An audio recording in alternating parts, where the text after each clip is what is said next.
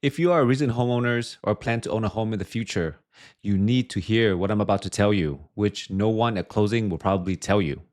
When you signed the stack of papers and got the keys to your house, and you were handed what might be the most bank friendly financial product ever designed, and it was dressed up to look like the best day of your life.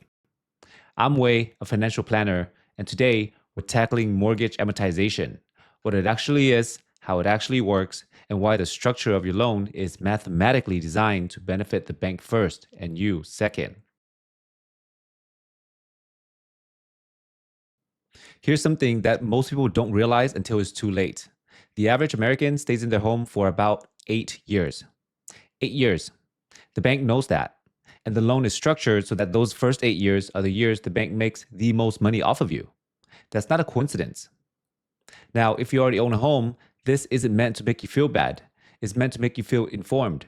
Because once you understand the mechanics, there are real moves you can make starting this month to change the outcome. Here's what we're going to cover.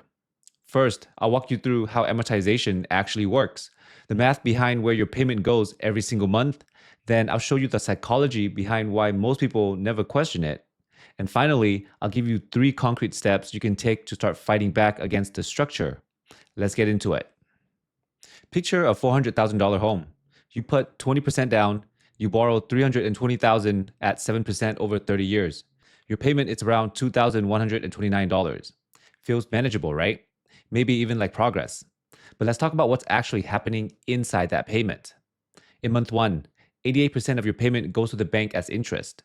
12% goes towards actually owning more of your home. When you put it in dollars, $1,867 goes to the bank and $262 to your equity. For every $100 you hand over in month 1, $88 is gone. $12 is yours. Now, let's fast forward 5 years. You've made 60 payments. You've sent the bank over $127,000. And your loan balance? You've paid down roughly $14,000. Less than 5% equity on a loan you've been faithfully paying for 5 years. And remember, the average American moves at the 8 year mark. At year 8, you still haven't reached the point in your loan where even half of your payment goes to the principal. The bank front loads its profit because it knows you're likely to sell, refinance, or move before the math ever starts working in your favor. Amortization, the word literally means to kill off a debt over time. Here's how it works. Your payment stays the same every month for 30 years, but what's inside the payment changes. Early in the loan, mostly interest. Late in the loan, mostly principal. The bank collects most interest when your balance is highest, which is right now at the beginning. So let's put a real number on this. Stay with me because it's going to hit hard. On a $320,000 loan at 7% over 30 years, you will make payments totaling about $766,000. $320,000 of that is paying back what you borrowed.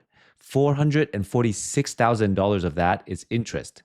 You paid the bank more in interest than the original size of the loan. Okay, so here's where it gets worth sitting with. Most people hear that and think, all right, so my home went up in value, so I still came out ahead. And maybe you did, but let's be honest about what that actually means. The median home in the US appreciates about 4% per year nominally. But once you account for inflation, real appreciation has historically been closer to 1 to 2% per year.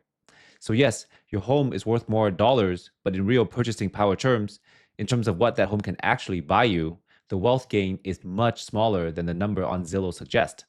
And that's before you subtract property taxes, maintenance, insurance, and $446,000 in interest payments.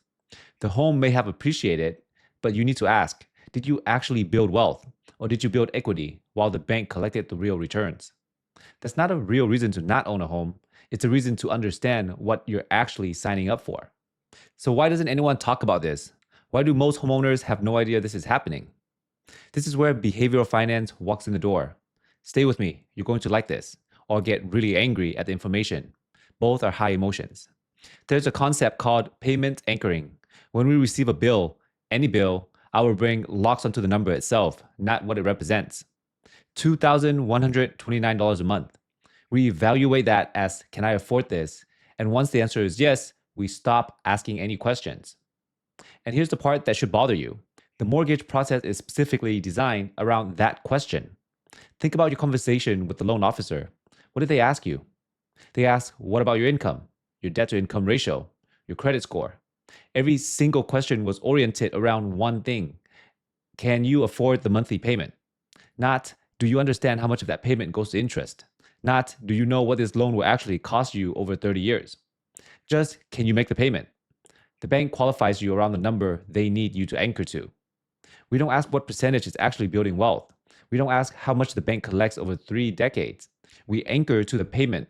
We feel like we're doing the right thing and we move on. So, what do you actually do about this? Here are 3 moves I routinely use with my clients. Pick the ones that fits your situation. Pause the video if you need to write these things down. I promise you will think of me in 5, 10, or 30 years. Move 1. Make one extra principal only payment per year. Your regular monthly payment covers both interest and principal, but you can make an additional payment at any time, one that goes entirely towards reducing your balance. Once a year, make an extra payment, whatever amount fits your budget. And when you submit it, tell your servicer, apply this to principal only, please. That's it. One extra payment per year, directed at the balance itself. That can shave 4 to 6 years off a 30-year mortgage. The bank gets less time to collect interest. You get out earlier. Move 2. Switch to biweekly payments if you can. Instead of one full payment per month, pay half of your mortgage every 2 weeks. Here's the math. There are 52 weeks in a year. Half payments every 2 weeks equals 26 half payments. 26 half payments equal 13 full payments. You've made one extra full payment per year without changing your budget or needing any discipline. Just call your servicer and ask to switch. All right, so move 3 is not for everyone, but if you can, refinance to a 15-year mortgage. A 15-year loan has a higher monthly payment, yes, but the amortization schedule is dramatically different. More of every payment goes to principal from day one. And the total interest over the life of the loan is often less than half of what the 30-year would cost you. Now, refinancing is not free. Closing costs typically can run 2 or 3% of your loan amount on a $320,000 loan. That's $6,000 to $10,000 upfront. Please run the break-even math. How many months of interest savings does it take to recover those closing costs? And before you assume you can't afford the higher payment, some lenders offers what they call a zero-cost refinance, where closing costs get rolled into the rate instead of paying upfront. It's worth asking about it, especially if you plan to stay in your home long term. The payment difference on a 15-year is smaller than most people expect. Run the numbers before you say no. If you stayed this far, thank you. In a world designed to steal your attention every 30 seconds, the fact that you're still here means something. I want to leave you with one thought before you go. The mortgage is not a bad product. In a fiat world where cash is guaranteed to lose purchasing power over time and has no chance of appreciation, borrowing to own real assets is not a mistake. But walking through that transaction without understanding how the money flows, that is a cost you didn't have to pay. Your lender understands amortization. Your bank understands amortization. The closing attorneys knows exactly what they're signing. Now, you do too. Pick one of those 3 moves. Put it on your calendar for this month. Even one extra principal payment shifts the math in your favor. I'm Wei, a financial planner, and I hope you find this useful. Have a meaningful day.